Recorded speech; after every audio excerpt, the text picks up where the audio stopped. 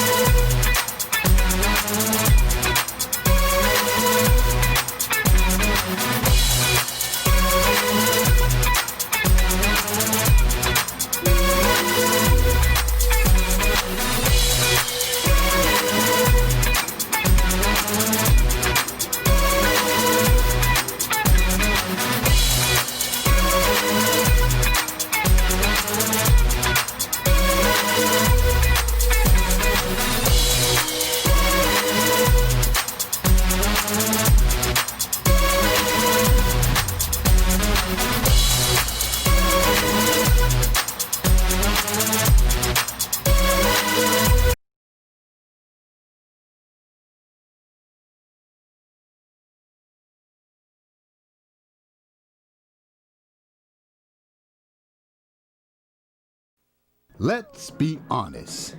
If black folks are going to get reparations, then they're going to need a 4-star general's approach to it. It will have to be approached in an organized, sustained, military-like way. A flamethrower of a man will have to be the keynote speaker concerning reparations. Brother Malcolm would have been the perfect man to go into the United Nations to pressure the power structure to give us reparations. But he's no longer with us, and his brothers who helped stop him haven't picked up the tab. They weren't serious. If reparations is going to be addressed, then a serious individual like this brother named Taalik Ibn'rad should be sent to the UN to speak before the General Assembly. Taalik has the qualifications to be taken serious. He's been consistent in his seriousness.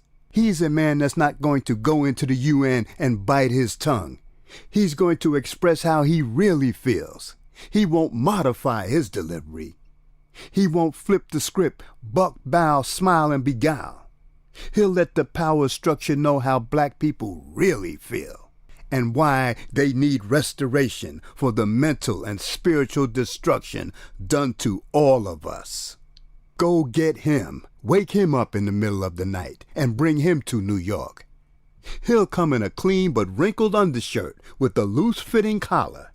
He might come in a robe, maybe in a suit. He might drive a truck to the UN. But you can rest assured, Taalik will be coming as himself. And once the world hears him, the fight for what black folks need will be over. It doesn't matter if Taalik is the opening or the keynote speaker. All you have to do is hear him, and you'll be hooked. What? Meet you at the old Autobahn so we can rally up and organize the people? Haven't you heard that place is always closed? The old ones in the power structure vowed that they would never again give the people that kind of space to assemble. They are scared of Malcolm's ghost now returning to the crime scene. That's why that place is always closed.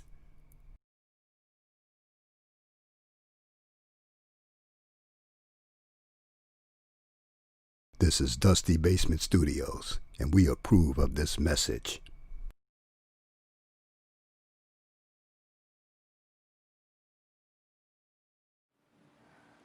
We are in a state of emergency.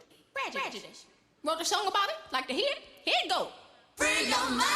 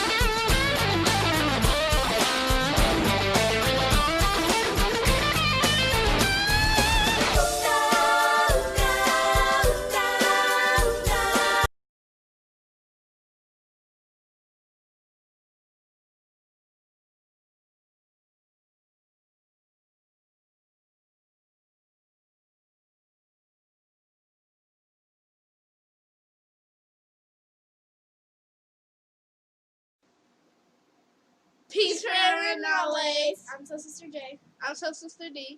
And I just wanted to say thank you for all the people who helped to the medical fundraiser for my uncle Taalik. And it has meant so much to us that you would help, because without you guys, his life would not be possible and we would not be with him today right now. And I just wanted to say, for all of you that helped and that donated, I would really like to give a big thanks, and I hope that I can meet you one day and say thank you in person. I love you guys, and Okay, thank you for donating to my uncle Taalik. I appreciate it, and I know that my family appreciate it because he's been in our lives for years now. So, yeah. And I just want to say thank you because, yeah, I'm happy. Yeah, and we love you guys. Mwah. bye. Bye.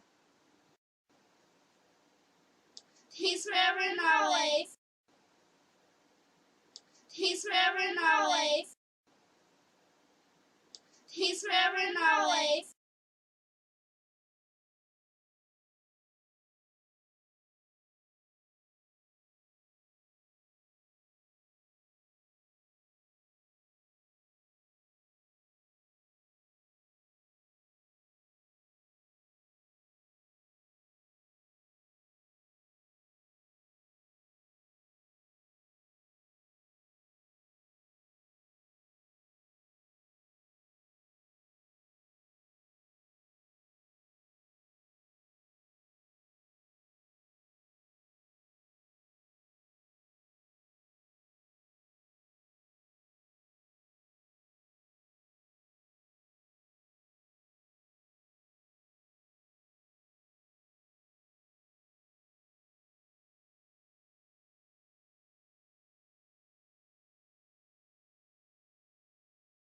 We want to make sure that we're not just working to be first, but we're working to be right. A lot of times there are situations when things are just happening so fast. It's always important to be fast, but we always want to be right.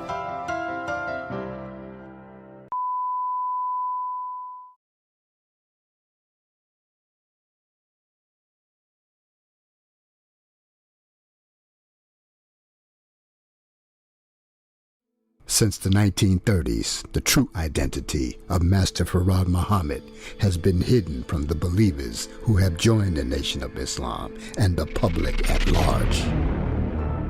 The cover-up of W.D. Farad's identity started in the early 1930s when Robert Harris, a Fruit of Islam member, committed a horrible crime that led to Master Farad's arrest. As seen in this actual photo, hundreds of Nation of Islam members stormed a Detroit courtroom demanding that Farad be released immediately. A riot broke out and several people, including police officers, were injured. The actual facts is that the Nation of Islam's founder, Master Farad, was ordered to leave the city of Detroit, and after he left, one of his students took over the organization. His name was Elijah Muhammad. To further conceal Farad's identity, an altered painting was created by an artist, and the painting bore no resemblance whatsoever to the real leader of the organization. When you see with your own eyes who's sitting next to Master Farad in this police station photo, this all-new photograph that took us over 65 years to find, our advice is for you to have a psychiatrist standing nearby to prevent you from going off the deep end. You see, it's easy to learn, but it's much more harder to unlearn. You see, Brother Malcolm learned the hard way that in the Nation of Islam, brotherhood was nothing but a word. See this DVD before it's banned in America.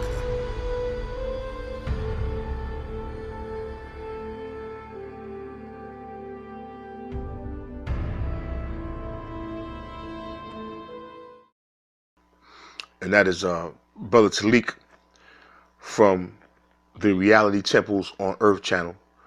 And if you get a chance to subscribe, please do subscribe to his channel. He's a good brother. You know, he's doing good work, and he wants to do good constructive things. He has good information to provide. So please do check out his channel if you get a chance. I stand for nature. I stand for anything that is right. I'm pro-righteous, not pro-black. I am pro-righteous and not pro-black. So do your thing.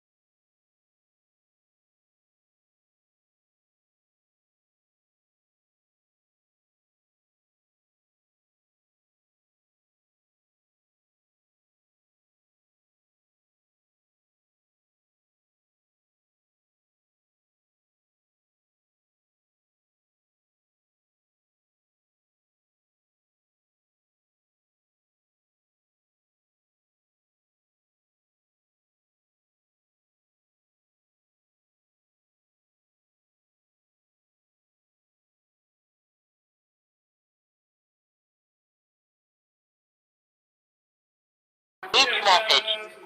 Hey, my brother, you know I had to call you and thank you personally again. I cannot describe to you how happy I was to meet you in person, finally. That was just like amazing.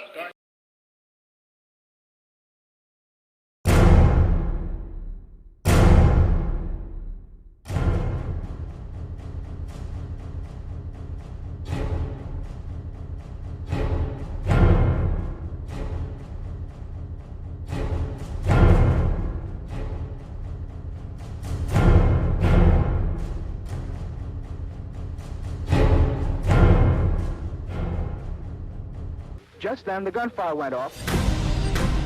Malcolm's death never sat right with me. The investigation was a failure. Asking who's guilty is a dangerous question to ask.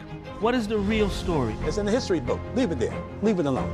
Elijah Muhammad told everybody, do not raise a hand against Malcolm X. He didn't have to give the order. Someone would take care of it. The FBI should have known. Why doesn't someone want to get to the bottom of this? They never had any intentions of seriously investigating that assassination. That is my mission. I'm not going to stop until I get justice. Because the official count of who killed Malcolm X, it's not true.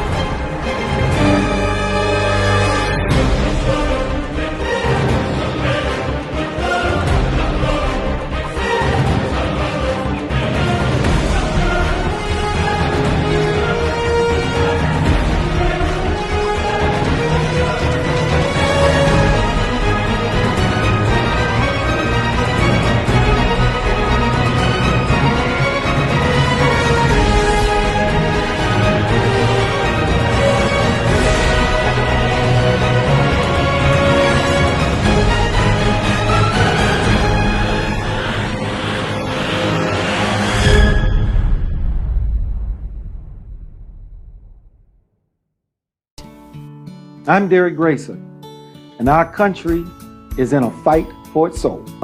I'll not only help Georgia, I'll help every American patriot in giving them a chance to live the American dream.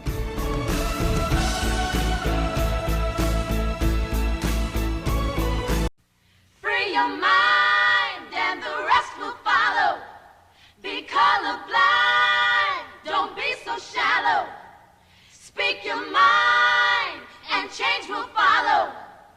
Now's the time, make your tomorrow. It's your right to vote. Please don't let it slip away. Don't let the few rule the many. Rock the vote.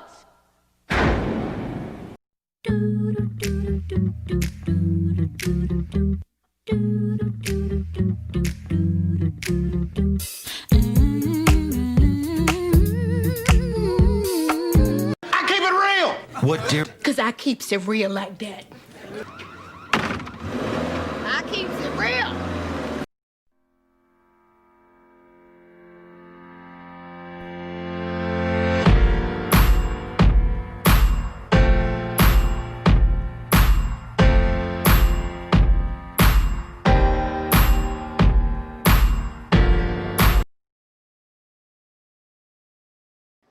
We go above and beyond what is necessary. That's why many of you can't stand my guts. That's all right. That's all right.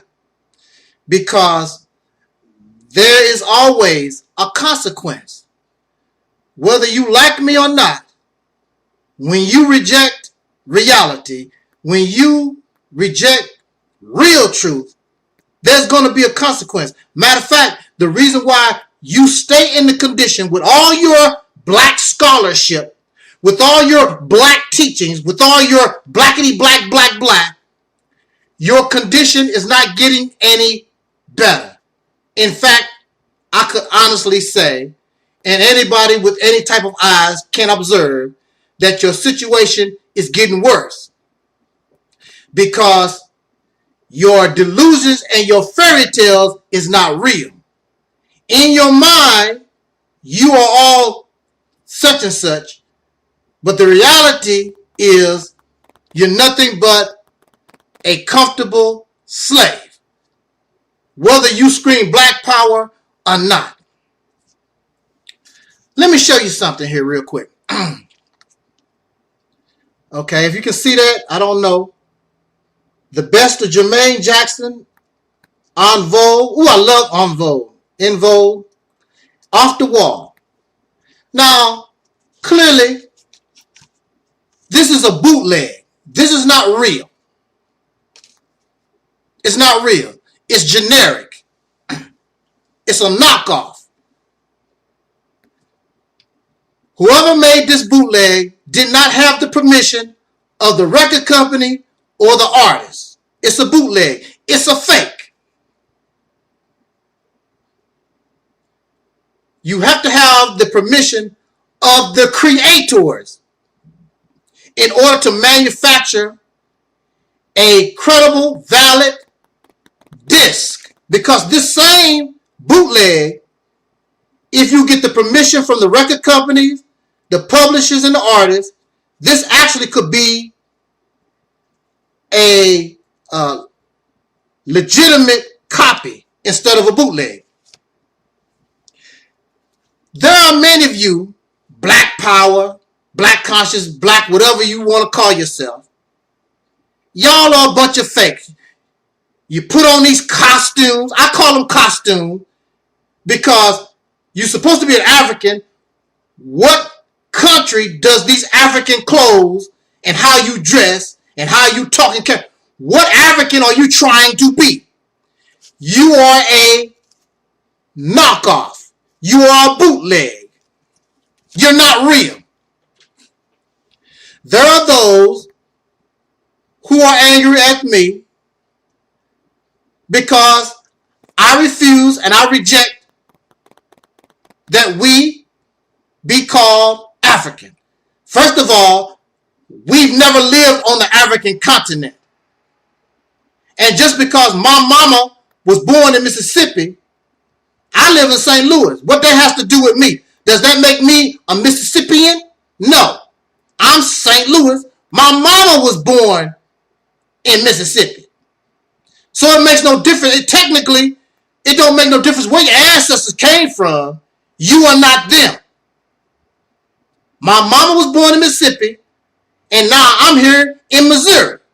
I'm not, just because my mama was there, I was born in Missouri.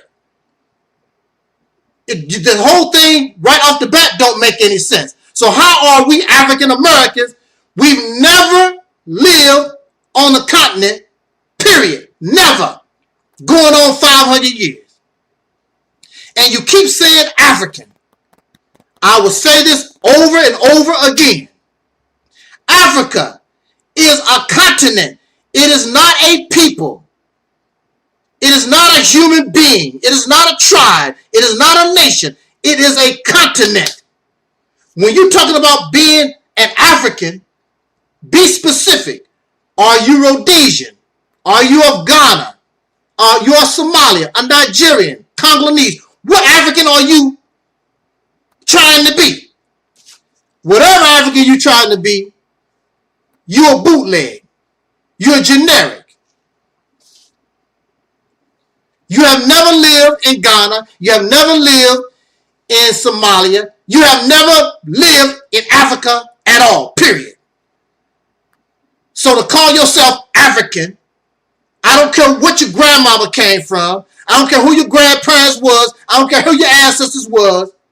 You are not an African, no matter how you slice the pie. You can get angry all that you want to. Logic, reality, common sense dictates. The criteria tells us that you are in error. You are in flaw. You are not. But you are a bootleg. You are fake African. You don't even know which one. You don't even know which African. You don't even know what people you're trying to be. You dress up in these costumes and you talk about you African. Which one are you trying to be? And you're not trying. And then you talk African, but you're not even trying to be real with it. Because far as I know, the African diet is much different than the American diet. But y'all go to McDonald's real quick. You go to Hardee's. You go to your favorite restaurant and get you some spaghetti or whatever. You're not eating no African food. I heard that the people on the continent, they love goat meat. How many of y'all love goat meat? You're not even trying to get any goat meat. You're not even trying to be an African. Y'all making that damn claim. Because you are a fake. You are African wannabe. You a bootleg. You a fake African. And the reason why you don't want to specify which African people that you trying to be is because they will tell you you are fake. You're not even trying to be like them. Even if you go visit, even if you go live, you're still going to live like how you live here in the United States. You're not trying to be like them. So what's the sense of talking about I'm an African and all this? You are a bootleg. You are a wannabe. You are a generic version of something that you've never been. The Arabs said that you are fake Muslims. There are many of y'all out here talking about Assalamu alaikum, brother, and all this wearing bow ties, and you dress up and try to look like Arabs, and they call you fake Muslims. I don't care if you practice Orthodox Islam. They call you fake Muslims.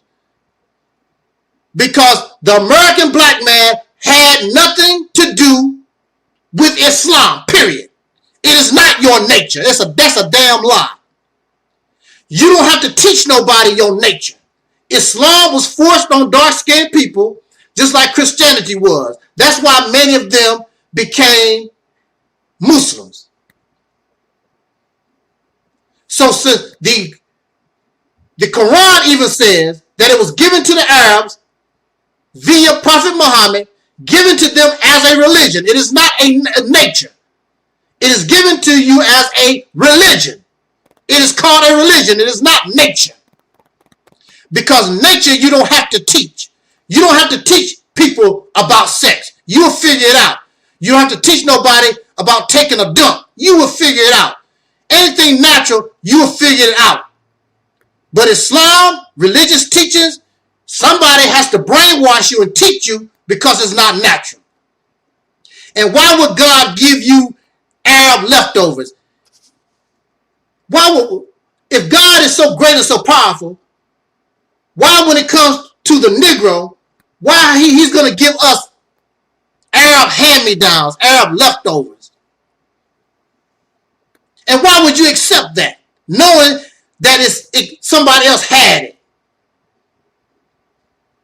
The religion is not virgin.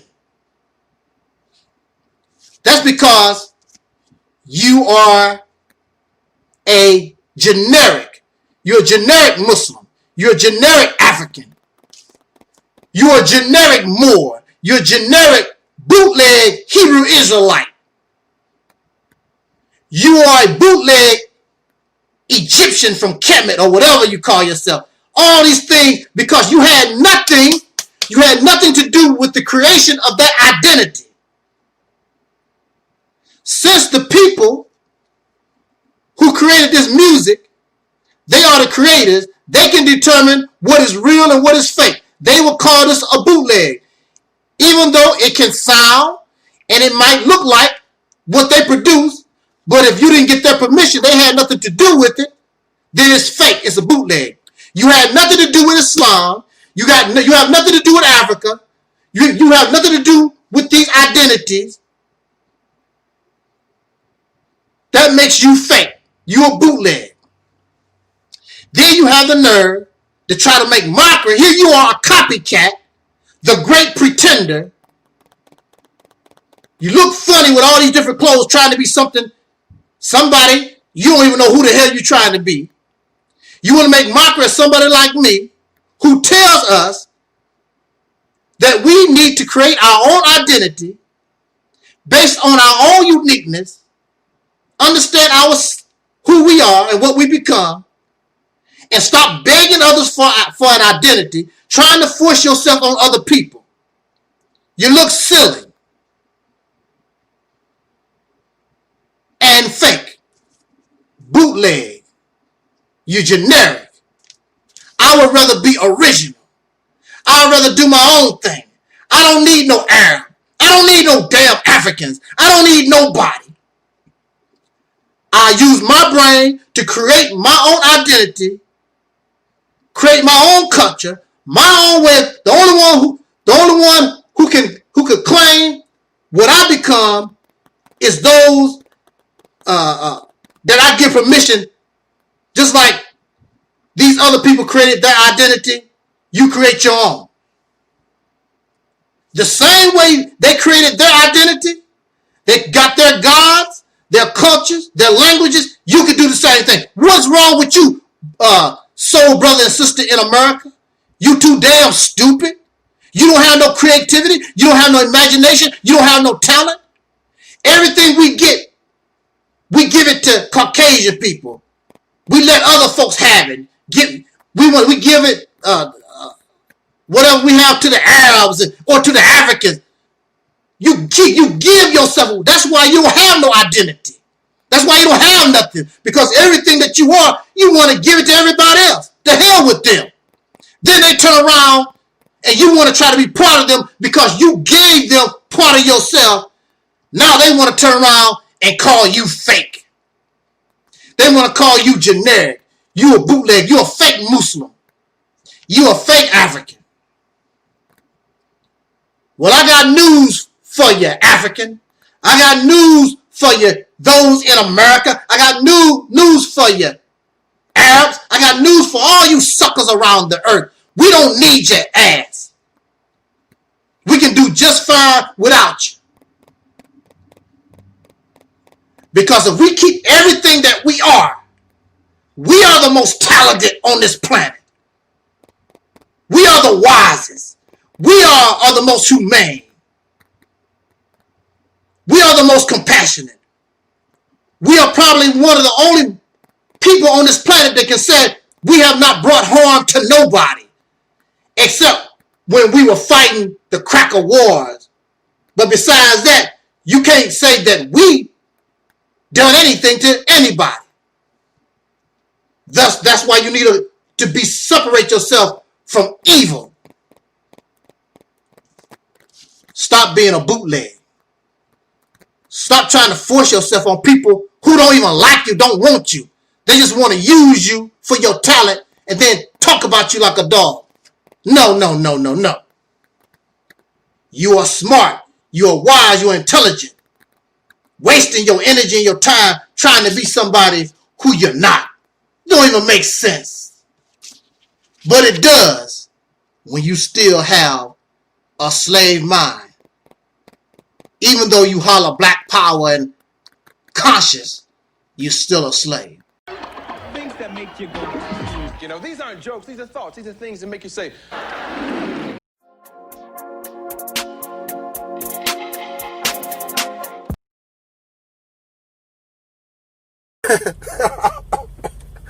oh man, I am so sorry. Wow. I just want to talk, that's all. Never mind. I have to laugh because these you have brothers and sisters, and I know. You have brothers and sisters who they really believe this African transatlantic slave trade story. And if you reject that story, they go ballistic. I've never seen nothing like this. It reminds me back in the day, and they probably still do it, when Christians, if you don't believe in Jesus, they go wacky, they go crazy.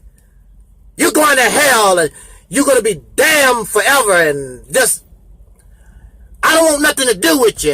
They just go ballistic.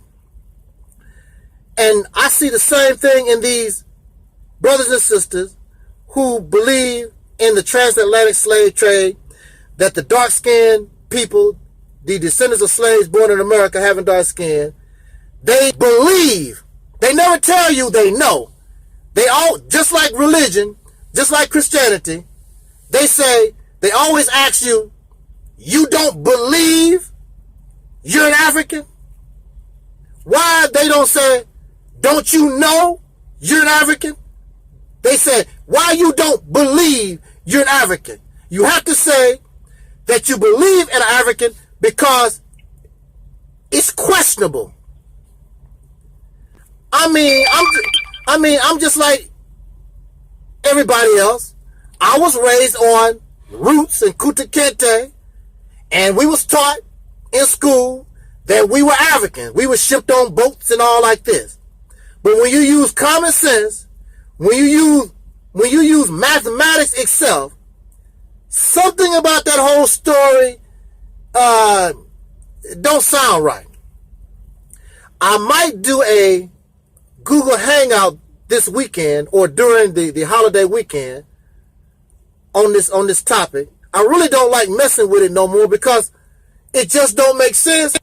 Nobody is bringing me information to back up their claims that the so-called Negro, in fact, they just ignore the fact that the Caucasian people, they called the native people Negro first.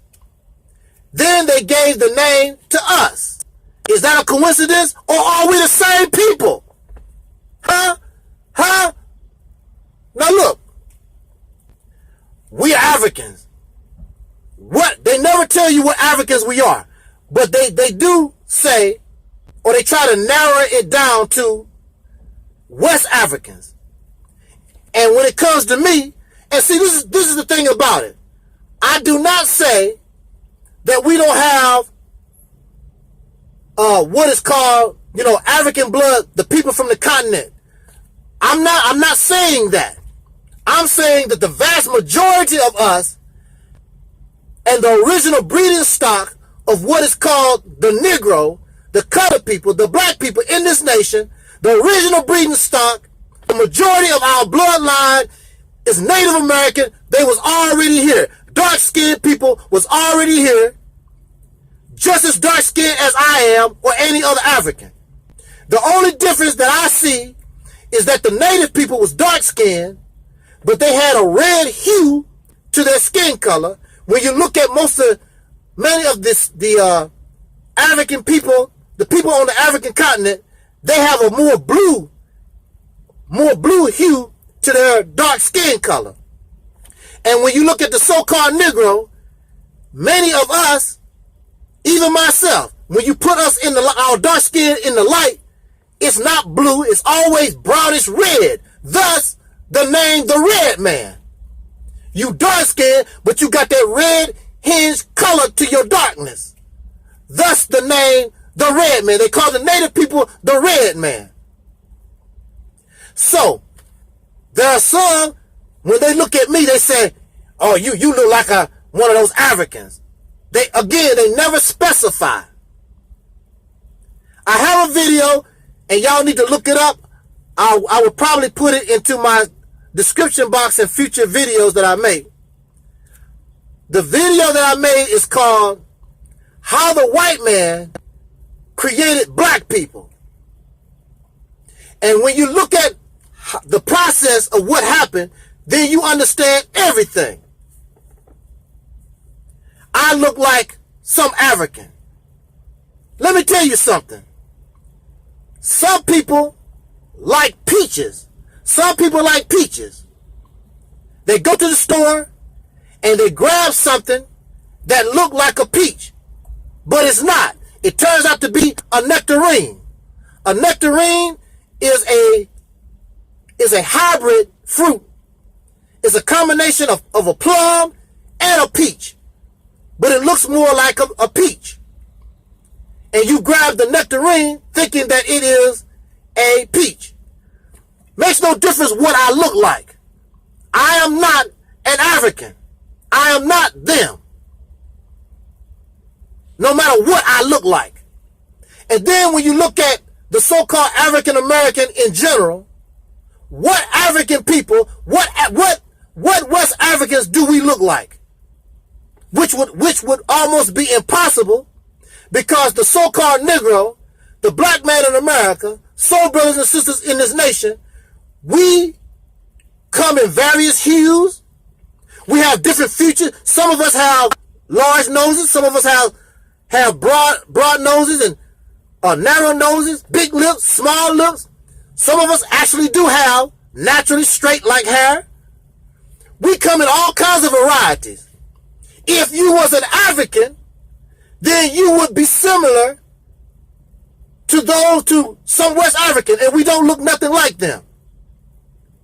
Plus, what is your standard of purity? Whatever African you claiming us to be, that means we also qualify under that standard of purity. That means we are pure, and we're not pure. When we are a people that is a mixture of various dark-skinned people, including the Caucasian people themselves, and over a period of time, we have evolved into a people unto ourselves, just like the nectarine. The nectarine is not a peach. The nectarine is not a plum. The so-called Negro is not an African. The so-called Negro is not a Native American either. So I make both people get upset. They like for me to talk about we're not African. Then I tell them you're not a Native American either. They get upset. Makes no difference how you get upset. Makes no difference what you feel like. That's the reality of it. And that's y'all problem. You can't accept things just the way they are. So you need to learn how to know yourself, love yourself, understand what we become. And the name that we gave ourselves was soul brothers and sisters. And we work from that. We begin to build and create our own identity. I don't need something somebody else got. I don't need somebody else leftovers. I don't need your religion. I don't need your language. We have shown that we are capable of doing all this ourselves because we have become a people unto ourselves. And guess what? I'm like El DeBarge. Ooh, and I like it. Y'all don't like it, and you're having problems trying to be somebody that you're not. I'm perfectly happy being the so-called Negro that I am. In fact, like I said, I reject that. I am a soul brother. You are soul sisters. And now it's time for us to go on our own and do our own thing and get on the soul train. Let's take control of the state of Mississippi, and I guarantee you, we will change reality, the reality of things, just by changing our destiny, by just being who we are. You are not followers. You have done that for 400 years. You have now come into your own, and you are a leader, and the rest of the world is waiting on you if you get yourself together. You just don't know who you are because you're trying to be somebody else. You trying to follow somebody else when they should be following you. Jot down your comment. Let's talk about it. I'll catch y'all later on the flip-flop. Peace. Free your mind.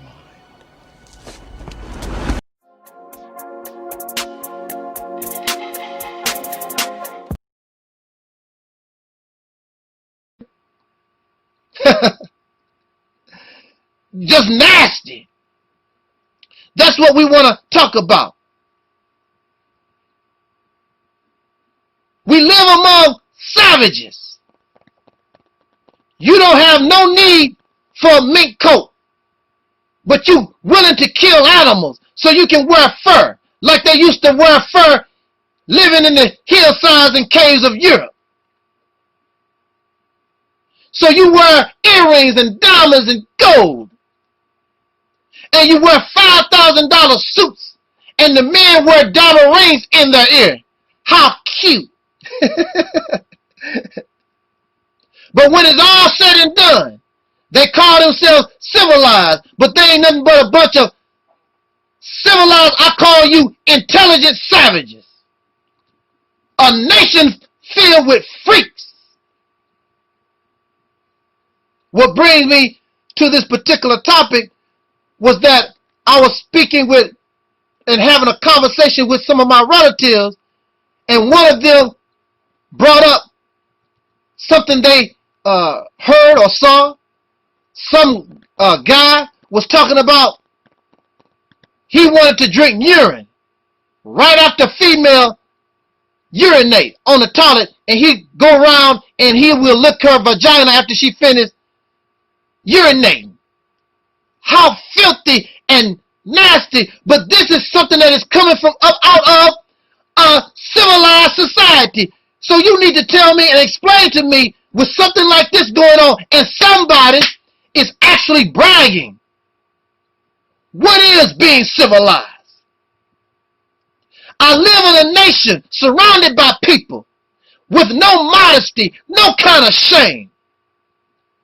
You gonna brag about putting your tongue in somebody's anus and licking the feces and drinking urine from their vagina and their penis. But at the same time, you said that it's nasty drinking from a toilet bowl. But the penis and the vagina and the anus, this is what fills up the toilet. You won't drink water from a toilet, but you will lick and drink from a penis and a vagina and lick somebody's booty. Oh, wow, y'all so nasty and filthy. But you are of the civilized. If you are civilized, I really wonder what is savage if you so civilized. Y'all so freakish and nasty. Pleasure seekers. You even take pieces of plastic and you take that plastic and you put it in any orifice in your body that you can find, trying to seek so-called sexual pleasure. And for those of you who don't know what an orifice is, nothing but an opening in the body. Your vagina, your anus, your mouth, your ears, anywhere you can put a piece of plastic looking for sexual pleasure. Bunch of savages. You don't see this behavior among the animals, the so-called beasts of the field. You don't see them running around being freaky. They're not running around trying to find pleasure in their physical genitalia. They come into heat, have their sex, reproduce, and go on about their business. They ain't running around bragging, talking about, I drank urine fresh from a woman when she just urinated. Oh, wow. So nasty. You have women and men on the beach, out in the streets, running around, taking pictures, no shame, no modesty, take a piece of string and put it in the crack of your backside, and you smiling. I can't even imagine smiling with a piece of string in my backside, smiling in the camera. You have no shame, no modesty at all. Because you have no value. You don't have no value for yourself. You sell yourself cheap. And the pleasure seekers take advantage of the fact that you cheap. So they give you a few dollars if you're a woman. Because you ain't nothing but a piece of meat anyway. You're nothing but a tool for men to play with.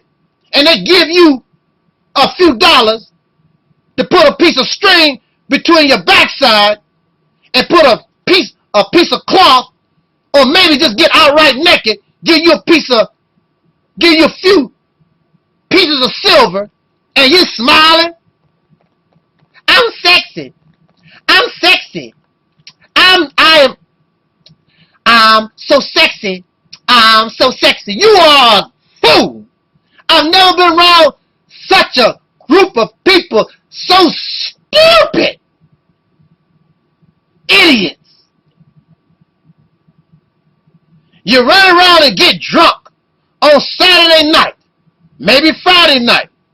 Maybe you're drunk while you're listening to this video, and you actually find pleasure throwing up all over the place. You enjoy yourself and brag about it. Child, I got so drunk. Hey, yo, I got so drunk, man, I was just throwing up everywhere. You are a fool. Savages. Intelligent savages. No different from somebody that you find in the jungle. In fact, you are worse. Because those in the jungle are doing something based on their principle, their cultures in the jungle. While you just a nasty, low-down lack. A nation of wicked people. In religion, it says, Babylon, oh Babylon, she's fallen.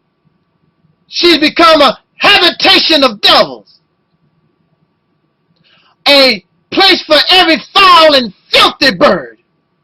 You can't get more nasty and vile and disgusting than living among the people in the United States of America. Y'all nasty things. Vulgar, profane, every other word come out your mouth. You like to write 4-letter words. You can't help yourself because you have evil hearts, and you're the first people to talk about we represent peace. What peace? I don't see. Where is this peace that you're talking about?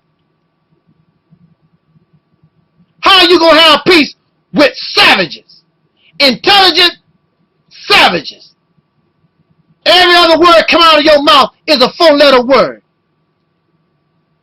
You will use any reason, any kind of petty reason, makes no difference what it is, as long as you feel you are justified in cussing somebody else. Cussing somebody out. And you don't care nothing about the children, or the babies, or the society. They the ratchets. All of you are ratchet. All of you are thugs. All of you are nasty and vile in your own kind of way. You have no modesty. You have no self-value. And one thug is talking about another thug, and another ratchet talking about another ratchet. Well, I'm a married ratchet. Well, that ratchet don't have no money. I'm a ratchet, but I got money. I have money. So I'm better than the other savage. All of you. I'm not going to say all, because some of you understand exactly what I'm talking about. We are surrounded by a bunch of savages. Any reason to cuss. They cuss and profane for the fun of it. They don't even have to get angry. Nigga this. Kiss my mother, bitch, ho. Y'all love those words. a nation of freaks. And what is a freak? What is a freak of nature? A freak of nature is something that is abnormal. Something that is not seen in nature. This type of behavior you do not see in nature. You don't see a bear drunk. You don't see a tiger high on drugs. You ain't never seen a gay deer. Woo, honey, I'm a deer, and I was just pulling Santa Claus sleigh, and honey, I seen this other buck. Woo, mess with my mind. I couldn't concentrate on pulling that sleigh by Santa. I think I'm gonna give up my job, cause there'd be so many fine bucks pulling that sleigh. Woo, and I just can't, you know, I get a sexual harassment charge on me. There was a song by Houdini in the 80s, I believe. It was called The Freaks Come Out.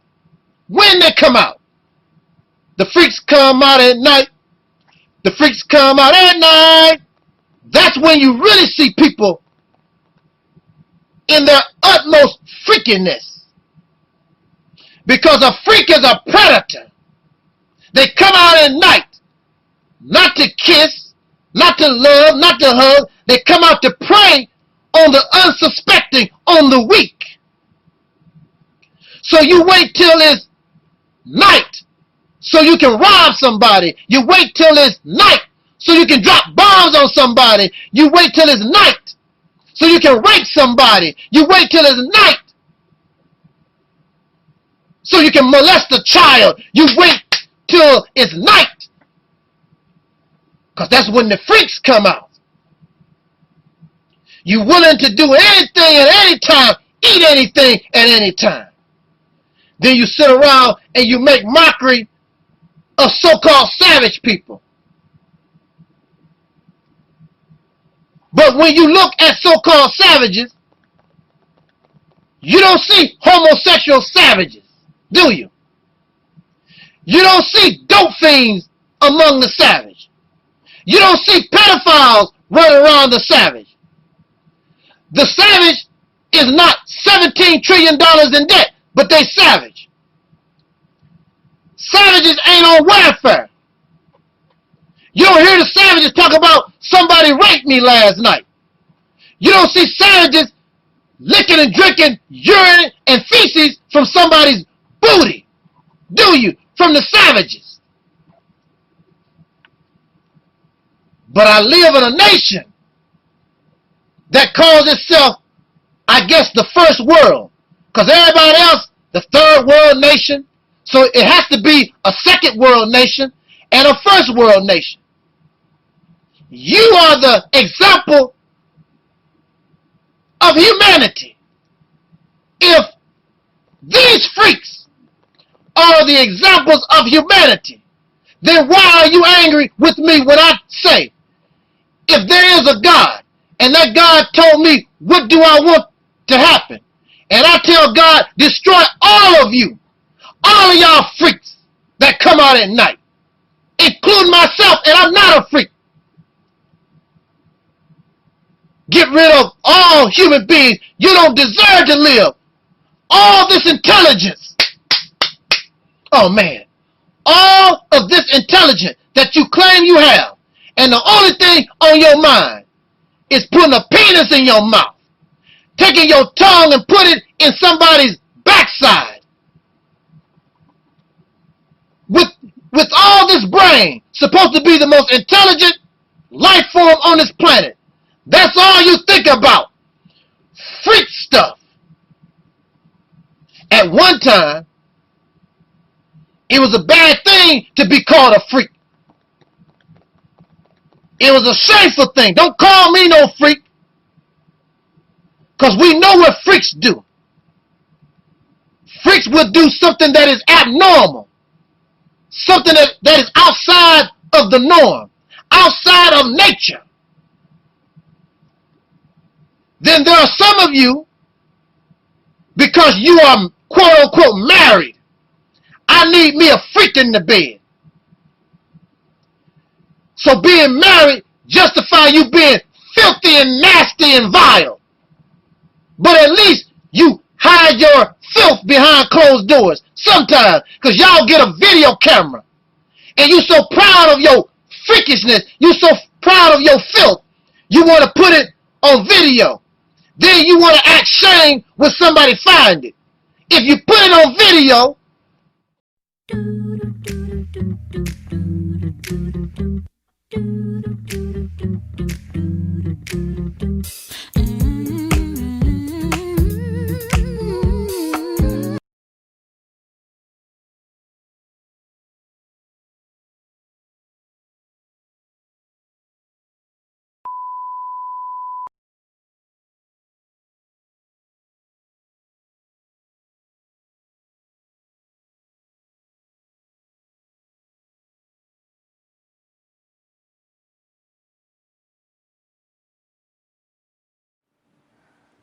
We are in a state of emergency. Prejudice. Wrote a song about it? Like to hear it? Here it go. Free your mind.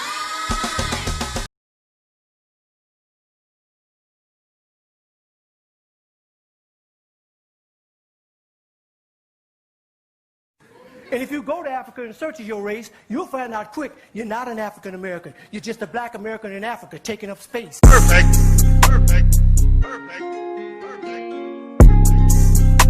Do you see it as Temne, we're buying local, Mende, we're buying Temne, etc.? Is there a difference? Well, we're all black people black. Only BB, it's black people are black. So for certain team, we don't speak the same language. I don't like what you like. You know, we don't just live in harmony. We are not the same. To show us that black Americans and Africans are not the same, I'm not even going to start in Africa. I'm going to start in another part of the world. Let's just say, pick any part. We'll talk about Asia right now. Let's talk about Southeast Asia. While they're all Southeast Asians, they're not the same people. You have the Karen, you have Hmong, you have Thai, you have Laotian, you have Cambodians, Burmese, you even have Rohingya in Burma who are really Bangladeshi. While they're all Southeast Asians, they're not the same people.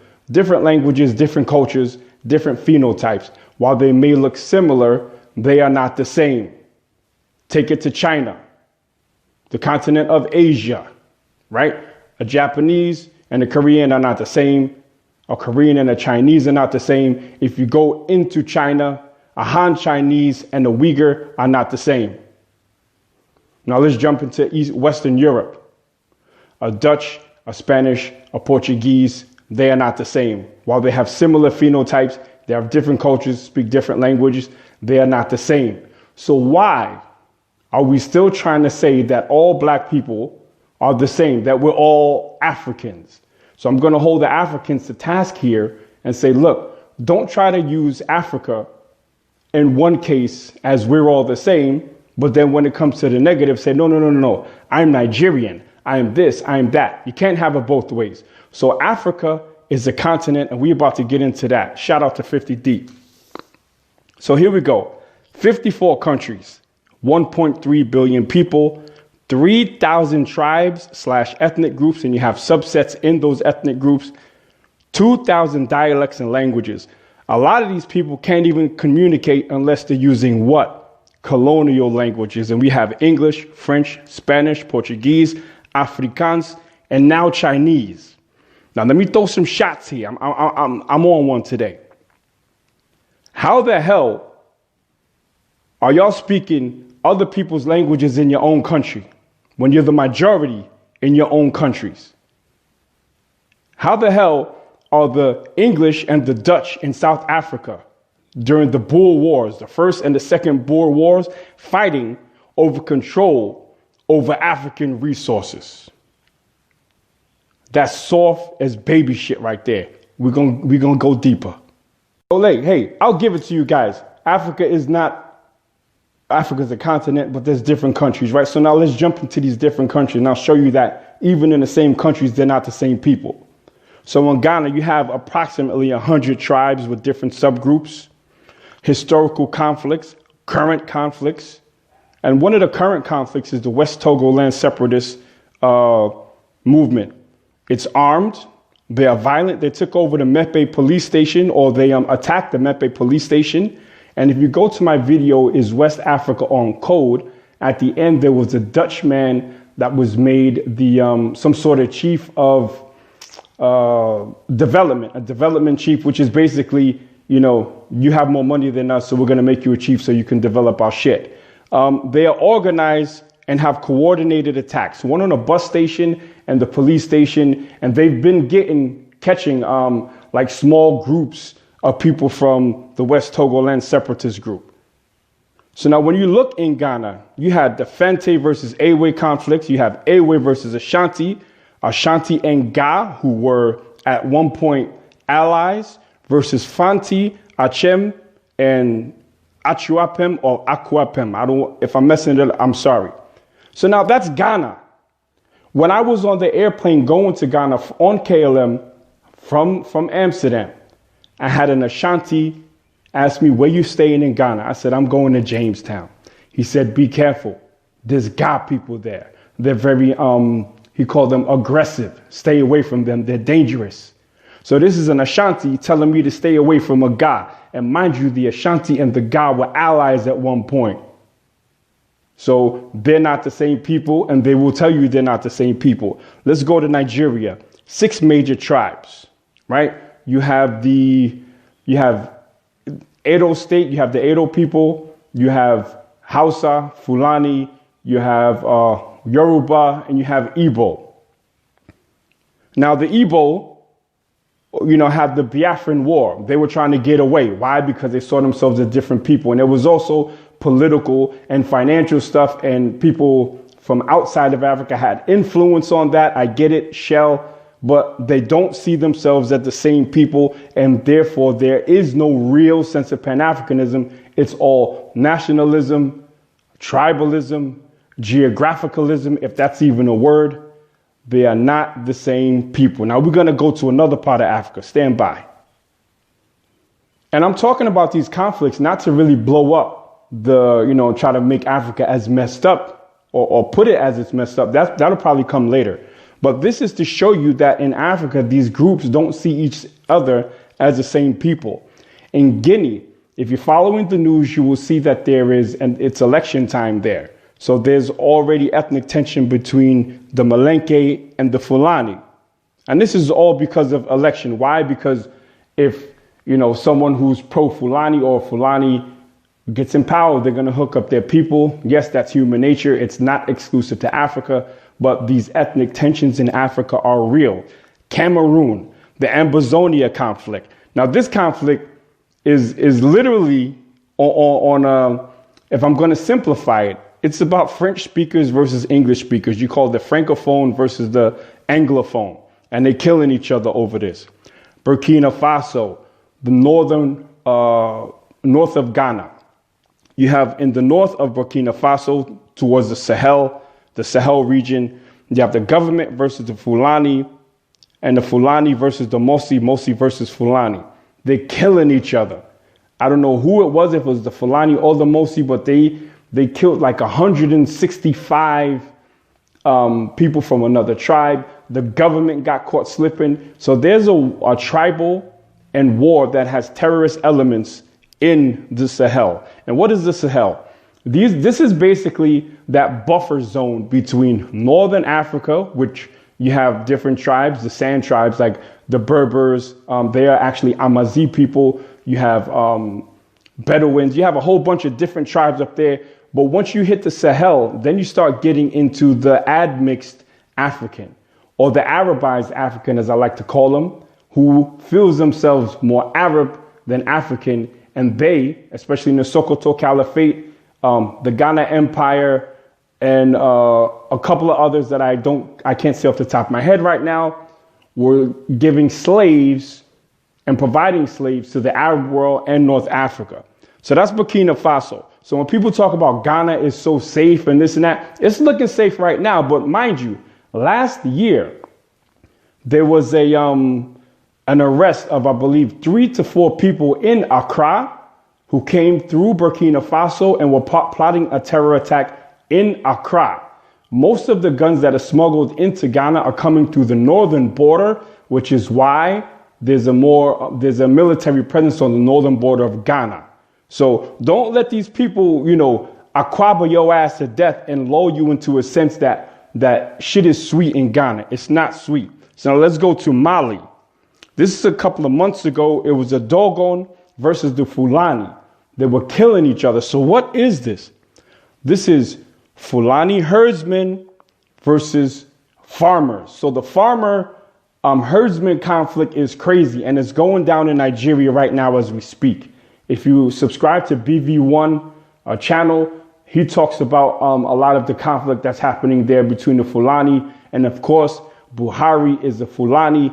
And before Ghana had their year of the return, Buhari had the Fulani year of the return. So any Fulani, if you can prove that you were Fulani, you were offered places in Nigeria to resettle. And I'm like 95% sure there were financial incentives for you to come and resettle back in Fulani. Why? Because the Fulani are a nomadic people who go all over Africa. Y'all think I was bullshitting when I said this is going to be a low-tech Sunday? Negative. So we're going to go over the West and Central African ethnic groups.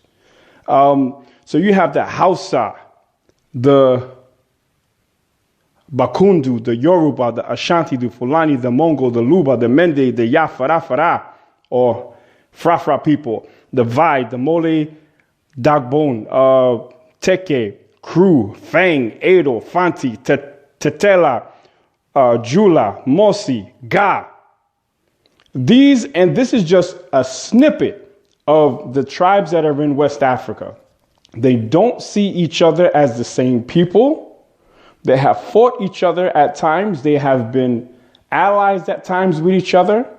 And they are separate people, separate cultures, separate languages, and even separate phenotypes. If you take a Hausa from the Sokoto Caliphate and you put them next to let's see who we can pick out here, an Igbo, you're going to see phenotypical differences.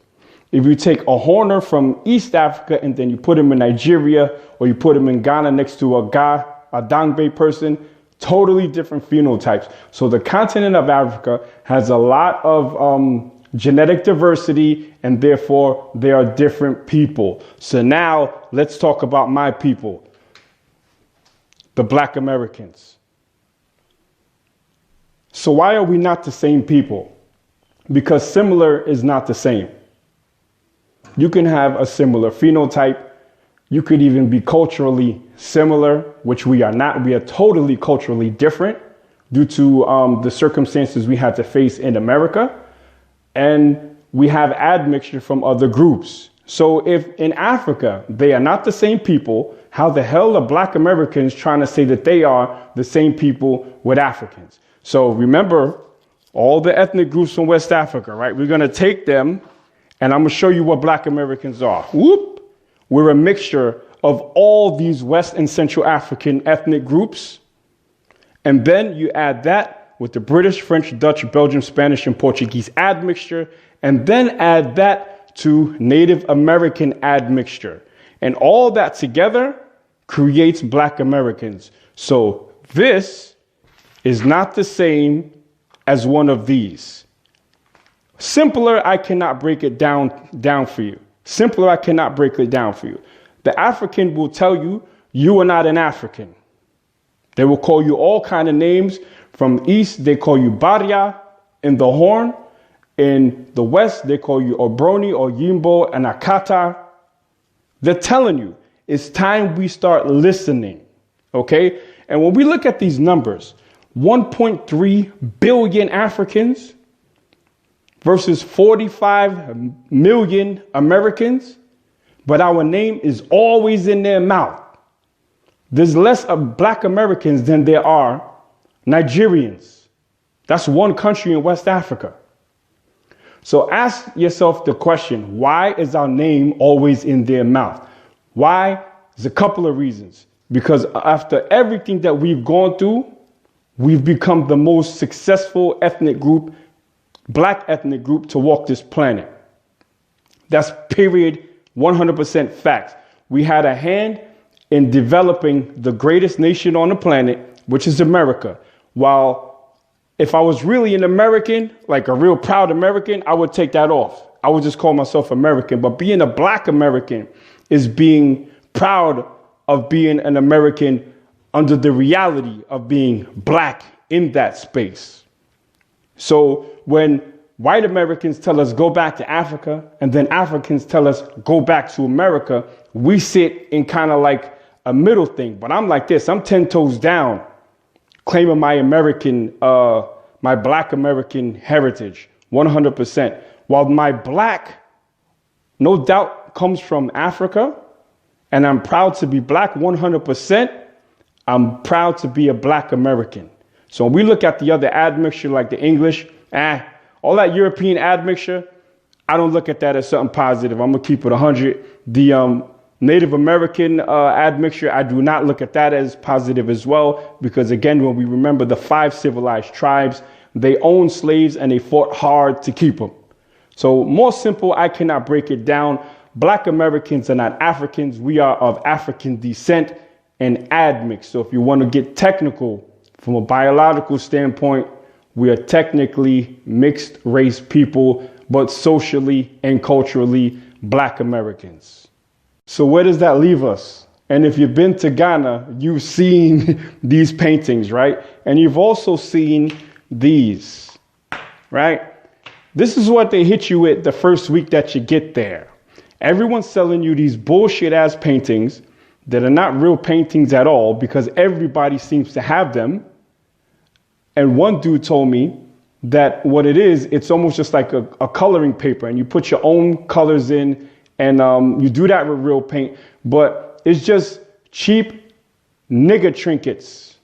All these things are nigger trinkets. Y'all sold us for nigger trinkets. Mirrors, beads, gunpowder, schnapps.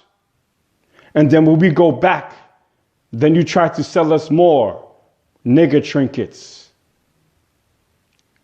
The time has come that my people wake up and say, and take a real long, hard look at our relationship with Africans. We are not the same people. I just laid that out. I caught Watermeyer slipping on a live stream when I asked the dude, I said, yo, in the spirit of going forward and in the spirit of unity, would you remove your videos, your negative videos about black Americans, specifically the one where he was saying we weren't proud to be African until Wakanda, that movie about Wakanda came out? He said, absolutely not. That was my first taste of like, yo, these motherfuckers are not only disrespectful, but they're arrogant as well.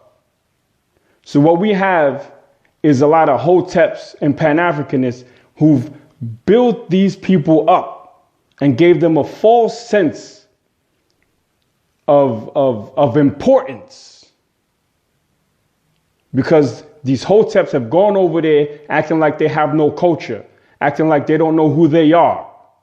And when you do that and you don't move from a point of power, you become a victim. But the buck stops here. It stops here. You know, Africans kind of remind me of, the ugly chick that thinks she's bad because so many dudes have gassed her up. So she needs to get a reality check. Don't come at my people and look at us like walking wallets. We're not built the same. We don't look the same. We don't talk, walk, or act the same because we are not the same. So when you understand what my people have gone through in America, and we come back, and some of us are coming back for an emotional connection, and y'all just trying to look at us as financial come-ups, understand this, that my people are slowly waking up. Slowly waking up. Do I got to start pulling out the big cannons on Ghana? Do I got to start to pull out the big cannons on the rest of West and Central Africa, I gave y'all a taste of what's going on there. If y'all really want to know the real, you got to Google, you got to speak, because the average, the honest Ghanaians that I spoke to, and shout out to them, they tell you the real deal, what's going on in Ghana. And unfortunately, Ghana opened up its doors, but before they had the year of the return, they did not have a year of re-education of their own people on what my people have gone through. They did not have a year of reconciliation. They had a year of return that was sponsored by the Ghanaian Tourism Authority. That should tell you everything right there. They want our old and retired to come to Ghana to invest in the economy at the local level. They want our rich and famous to come to Ghana to become chiefs of development so they can wrap you up in some kente cloth and hit you up for X amount a month. This is a pain pimping campaign at its worst. People, my people, Black Americans, when you go to Ghana and you're going to buy land, if you're still going to go, make sure you go the proper way. Get yourself an accredited lawyer. Make sure that you go to the lands registration office or whatever it's called out there, because these chiefs are in on it too. The same chiefs that created the mulatto on Africa before the African woman was touched by Europeans in America are the same ones that are quadruple and triple selling lands to different people. And when you build on those lands, those same chiefs are sending land guards to try to squeeze you for more money. It ain't sweet. Rainy season, rivers of plastic. These are real things. Are you shitting? Are you shitting? Are you shitting? What does that mean? Open defecation on the beaches of Ghana and West Africa because the government is not providing people with current day infrastructure, and toilets are a commodity there. I mean, a luxury there. Running water is a luxury. Are you willing to leave what our forefathers built up in America to go back to Africa where you're not accepted, to not have hot water to wash your ass, like my sister from K&K said? Are you prepared to live with big ass walls and barbed wire that they call compounds? I want you to look at all these videos that they're showing you of the good places in Accra. They say paved roads are a selling point. That's normal shit for me. So when they say, yeah, y'all got Bloods and Crips and pissy hallways and this and that, yeah, we got all that. But we also have some of the most successful Black people to walk the planet. So the fact that there's 1.3 billion of y'all and 40 to 45 million of us, and y'all keep talking about us, says that we're doing something right. You know, my what seems like going back and forth, that's natural because I don't want to bang on Africans, but Africans keep banging on us. Look what's going on in West Africa with the people that returned. You go back, you open your mouth, shut up and go back to America. And just accept this substandard bullshit. We speak on it because we don't like y'all living like that. And what do we get? Oh, you don't know the culture. You don't understand this and that, this and that. Well, you know what? If understanding your culture means that I have to accept substandard, subpar bullshit, then I don't want no parts of that culture. So this is me going 10 toes down. I'm no longer going to be addressing Africans as my brothers and sisters. From now on, they will be long lost cousins. And those of the Africans that I will address as my brothers are people who have shown me brotherly love. Like one YouTuber, I'm not going to shout him out. He knows who he is. I met him at the airport before I left. And all the brothers that I trained, because we are brothers in arms. But for the rest, unfortunately, I got to start looking at y'all like white people. While they are very well-meaning white people who go to bat for black people, who love black people, who understand our plight, I don't have the time or energy to be picking out the good ones from the bad ones. What are you doing here? I'm just squatting small. Huh? I'm just squatting small. Squatting small. What is squatting small? Are you defecating? You see? Are you defecating? Are you shitting? No, yes, I'm shitting small. You are shitting. Perfect. Perfect. Perfect.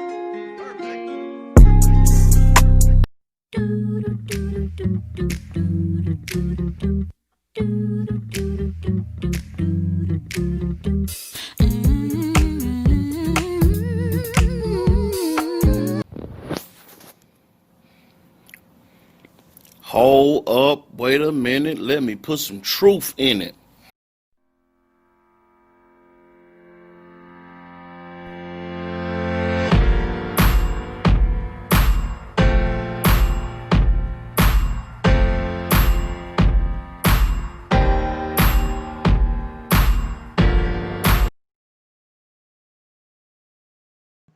One. Oh man. Well, I'm back to bring some observation, bring some inquiry. A lot of y'all don't like questions. A lot of you don't like observation. You don't want your ideology. You don't want your belief. You don't want it questioned. Now, I don't mind being questioned. To me, if you get upset about questions, if you don't like certain observation, it makes me wonder about you, because most people who get nervous, who get emotional over questions, usually are usually are criminals. Somebody who's trying to hide something. A man that is cheating on his wife and she asking questions makes him nervous, because he's wondering, does she know I'm cheating? So you get nervous, you get emotional. When you don't know what you're talking about and somebody asking you questions because you faking the funk, you trying to be smarter than what you really are, and you don't like questions. It gets you upset. I was told there's no such thing as a stupid question. Oh, see, you're not asking questions. You're just a troublemaker. You just want to try to get people upset. I'm getting you upset. How? Because I asked a question. Why are you getting upset?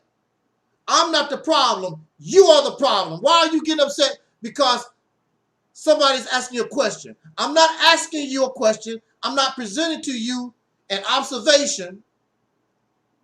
I'm not calling you out of your name. I'm saying sir. I'm saying ma'am.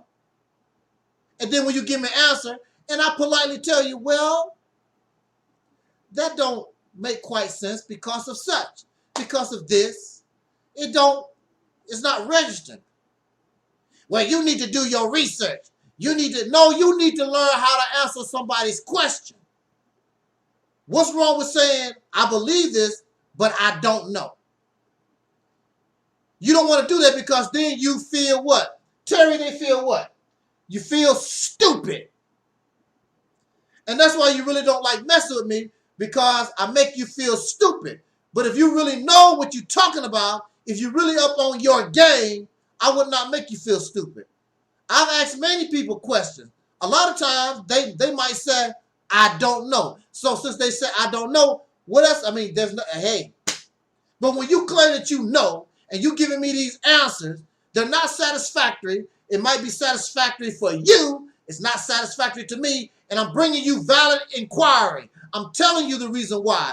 And the reason why is valid. It's credible.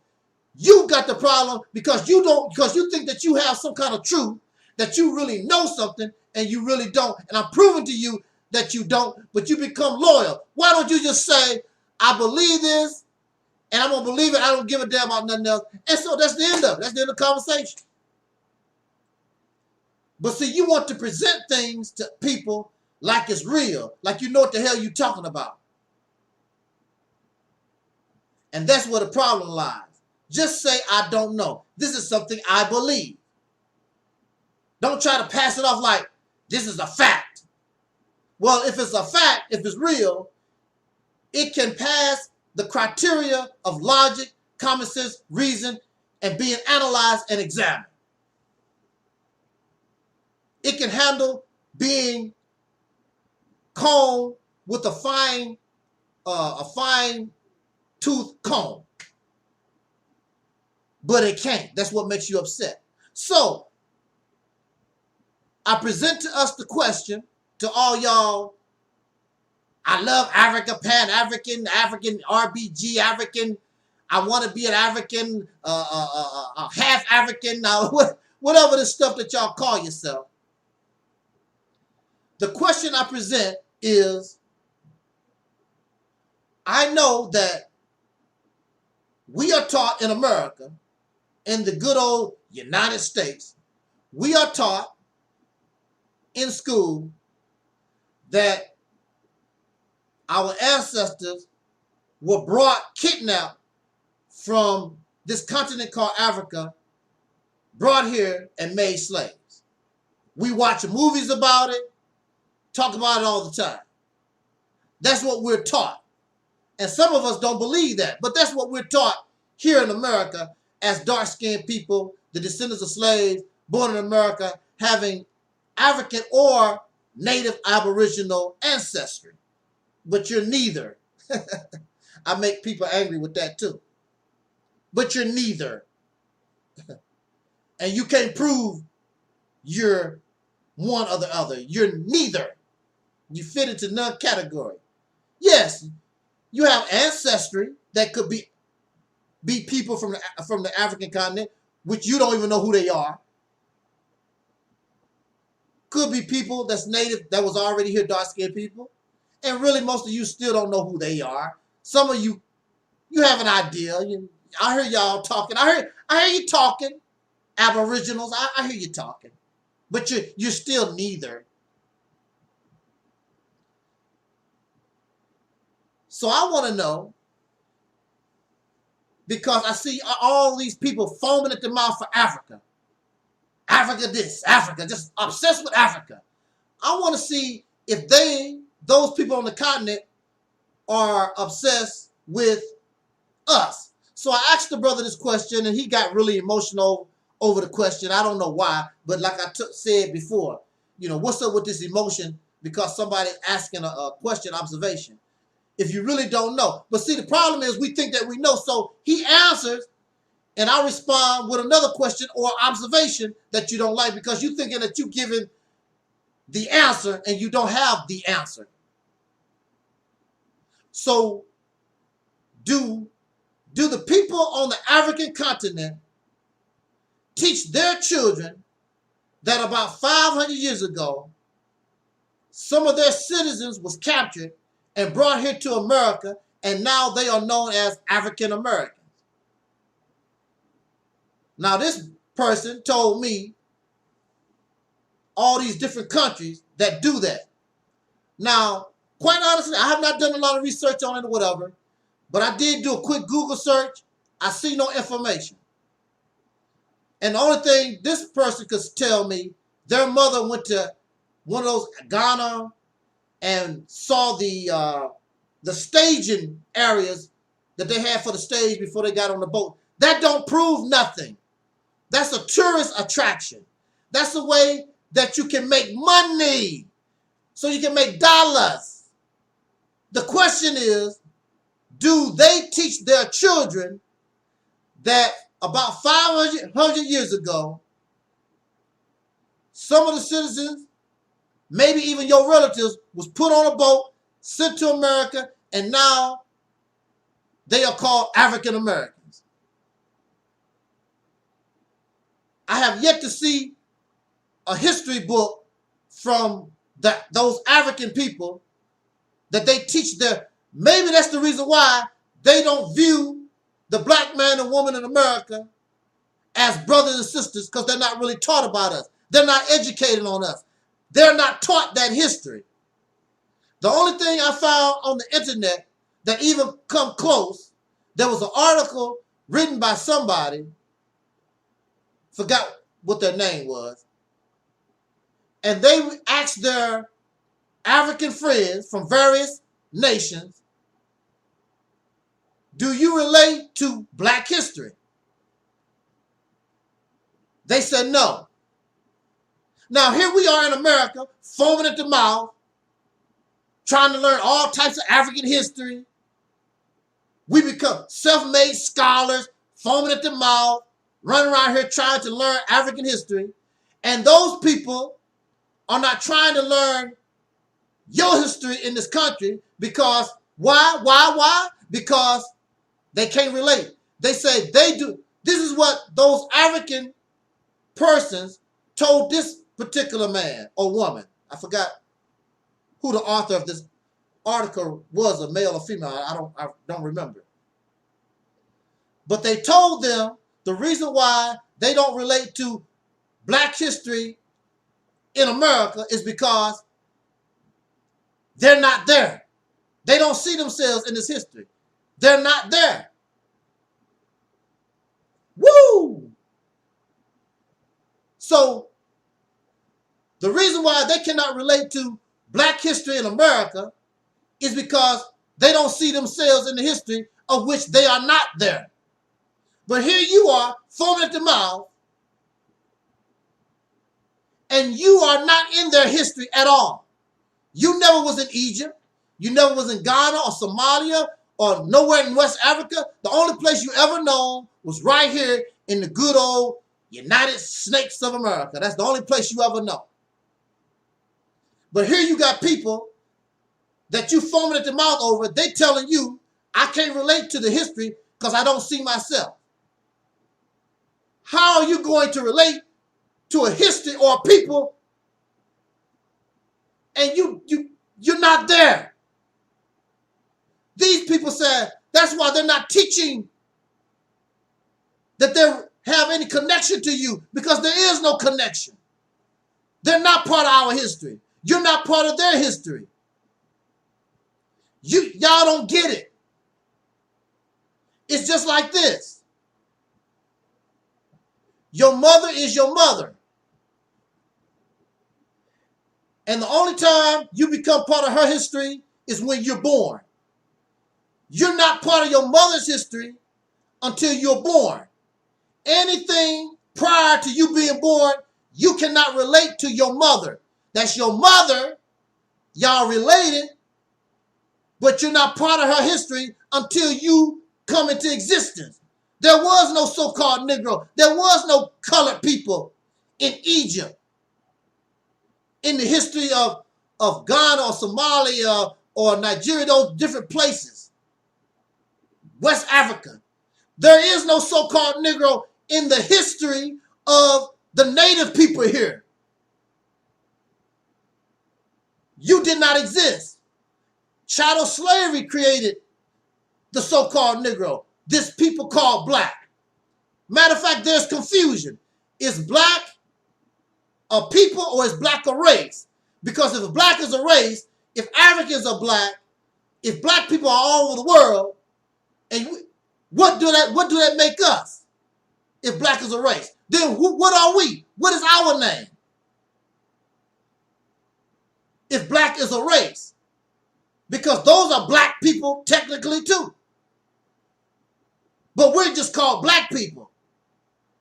But if black is a race, what is our name? What are we? I'll tell you what our name is. Our name is colored. Our name is Negro, and the ever popular nigger. And chattel slavery created us. We are an unnatural people. We are a new breed, a new species that came up out of these other people. And you say it all the time. You just skip and ignore that part because you want to be like them, and they don't want to be like you. You're not in their history books. Then those people on the continent not running around talking about black conscience, comedic science, black power. They're nothing. They're not talking about African spirituality. You're the only one that's doing that. They cannot relate to you. Look, let's take Elijah Muhammad's suggestion. Accept your own and be yourself. But you're not a righteous Muslim. We are what we are. Determine, accept who we are, understand who we are, and we can be the people that we are. We look stupid trying to be something we never was. We never was these people. And they cannot relate. They telling the truth. And you live in fantasy, la la land. That don't mean we can't be brothers and sisters. That don't mean we're not related. That don't mean that we can't be family. But it's not like that though. I keep it real. What, dear? Because I keeps it real like that. I keeps it real. Free your mind.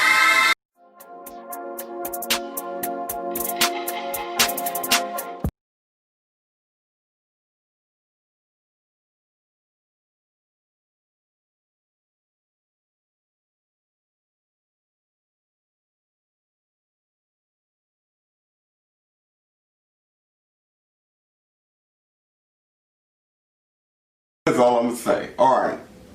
First of all, this video is inspired by Alberta Parrish. She does not know I'm doing this. I ordered this book, God is on Trial. I ordered this book from Amazon, and I must say I've read it.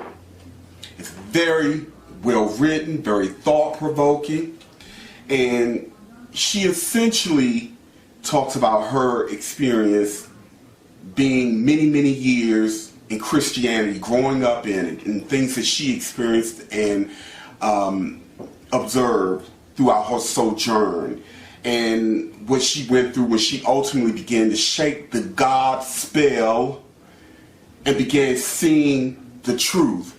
And so sisters and brothers like Alberta Parrish, again, God is on Trial. It is a provocative, thought-provoking, very real and honest point of view regarding the gods of major religions or of Abrahamic religions, and why those of us who follow these belief systems should be asking the same kind of questions instead of just blindly accepting and following.